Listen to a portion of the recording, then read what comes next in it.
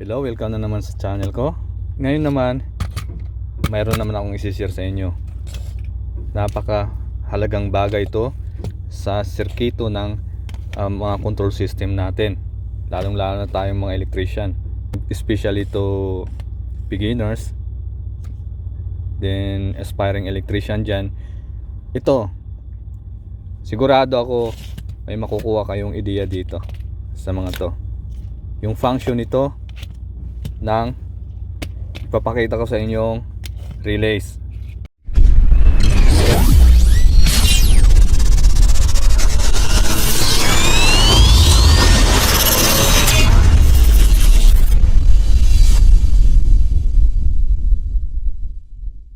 Iba't ibang klase siya, iba't ibang type,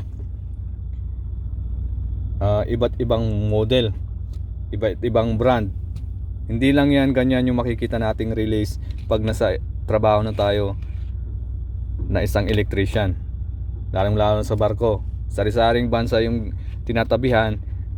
Pag may papagawa, ibang klase na naman yung ikakabit. Okay? Kaya kailangan kung may mga spare, huwag nating itapon. Sabihin natin mga luma na may gamit pa rin yun. Kahit hindi magkaparehas yung relays, pwede nating gamitin yun. Parehas lang yung function nila. Ngayon, i-share ko sa inyo yung function ng relay. Unang-una, yung pinakamahalagang papel niya sa isang control system is siya yung sumasalo ng mga signal, lalong-lalo na kung computerized or PLC control. Siya yung sasalo ng mga signal magmula sa mga sensors. Halimbawa kung signal, contact signals, siya yung sasalo bago niya ipapasa doon sa PLC. Bakit? Kailangan ng PLC yung low current lang. Low current lang yung rating para hindi masira yung mga maliliit lang niyang contact doon o mga release niya sa loob ng electronics. Hindi agad-agad masira yung contact. Kasi pag yun ang nasira, buo yung papalitan sa PLC. Mahal. Kaya ginagamitan ng ito. Napaka mahalagang bagay siya sa buong sirkito, yung release na to. Kumbaga siya yung naging utusan, siya yung tagasalo, utusan, tagasalo. Ganun lang yung trabaho niya. Siya yung transporter ng kuryente sa malalaking ibig sabihin sa mga high current device tulad ng magnetic contactor. Din hindi lang magnetic contactor, may iba pang mga device na papasahan niya. Halimbawa, din yung function niya talaga is to switch off and switch on the circuit, yung sirkito.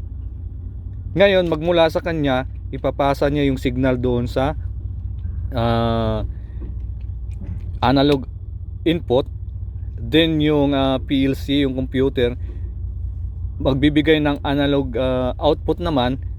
Relay pa rin yung sasalo bago ipapasa ng relay sa main power device, main power controller, katulad ng mga magnetic contactor. Especially talaga yon, magnetic contactor lagi yung mga kasama niya, or mga solenoid bulb, kaya niya nang kontrolin. Kasi kung magmula doon sa PLC diretso sa mga solenoid bulb, ay masisira rin yung PLC, hindi tatagal. Kaya siya lagi yung kasama ng control system, mostly, especially pag computer control na, logic controller na yung ginamit, siya lagi yung utusan. Okay? Yun ang function ng relay. To switch off and switch on, then to receive a signal, then ipapasa niya ulit.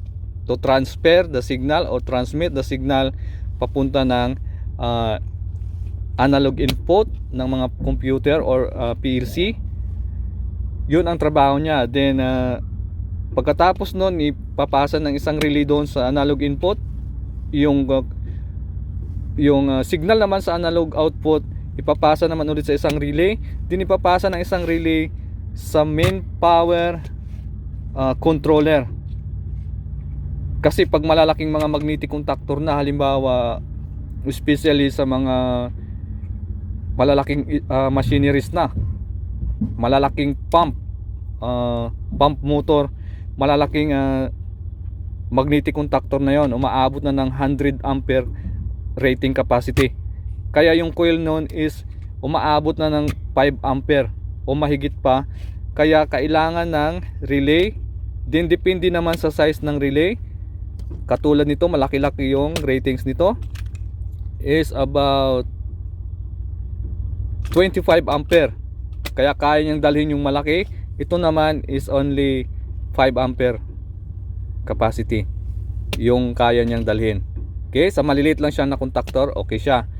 Then pag malalakihan naman, ima-match din natin yung ampere rating ng relay. Katulad nito is 20 ampere din, malaki-laki rin siyang relay. Yan, ito gaya rin to, 20 ampere din to, old model. Din ito mga lumang klase, ito malaking amperahe rin yung kaya niyang dalhin. Okay, aabot din siya ng 10 above ampere. Ito naman is how many ampere? Hindi ko gaano makita. 12 ampere yung rating current capacity niya. Okay, yan yung number 1 na function ng relay. Okay, iba't ibang klase rin. Katulad nito, nagtaka tayo, akala natin timer. Ayun, yung pin niya is parang timer relay, pero ordinary relay lang siya. Marami siyang contact na dala. Then ito, maliit na klase lang din siya. Yan. Then old model, hindi na gaano ginagamit to. Maliban na lang kung ang ma-encounter natin is mga old model na rin na mga paneling. Mayroon pa nito. Ito yung talagang kadalasan natin ginagamit. Ito Siemens din to. Mayroon ding Schneider. May ibang klase.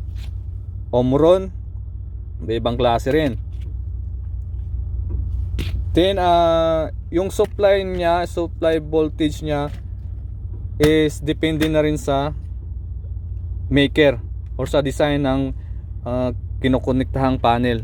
Halimbawa 110 volt, meron 110 volt, 220 volt, 48 volt, 24 volt, 12 volt. Yung mga voltahe hindi rin magkaparehas. Okay? Sana yan nakuha nyo ng ideya yung isinare ko ngayon sa inyo. Yan, iba't ibang klase din yung function niya. Hindi lang sa PLC ang ibig kong sabihin talaga, yung na-focus ko is to PLC or computerized control na. Yan, sa mga control system na. Pwede rin natin siyang direct pa rin yung relay. Pwede rin natin siyang gawing magnetic switch pa rin, parang magnetic contactor. Kung maliit na load lang yung gamitin natin, halimbawa mga ilaw-ilaw lang tulad alarm system indicator, pwede siya. Ganon din yung mga function niya. Relay pa rin yung ginagamit doon. Hindi rin tayo pwede maggamit ng malalaking magnetic contactor sa mga alarm system kasi mahal to, din malaking capacity niya na. Hindi rin natin siya pwedeng isabay-sabay doon sa alarm system kasi bawat alarm ay kanya-kanya rin kung anong klaseng alarm. Okay? Kaya ang ginagamit is ito, mga relay rin. Kadalasan talaga nating makikita. Maliban na lang kung mayroon ng mga electronics annunciator, hindi na gumagamit ng relay. Doon na mismo sa controller lahat ng contacts.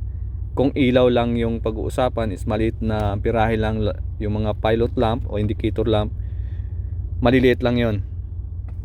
Ilang ohms lang, watts lang yon, tag 1 watts, 2 watts, pero mga LED. Okay, ganun lang. Sana nakuna ng ideya ng mga beginners. Din sa susunod kong video, isi-share ko naman sa inyo yung thermal overload relay, then electronic overload relay. Mayroon tayo, papakita ko yung pagkakaiba nila, din kung paano natin i-connect sa susunod kong video. Abangan ninyo. Sana magpatuloy kayong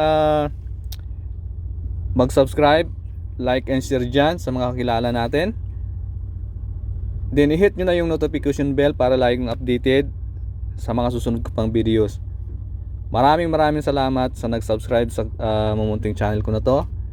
Sana magpatuloy pa yung nagsasubscribe para marami pa akong i-share sa inyo, din makuna ninyo ng ideya. Okay? Salamat. Bye bye.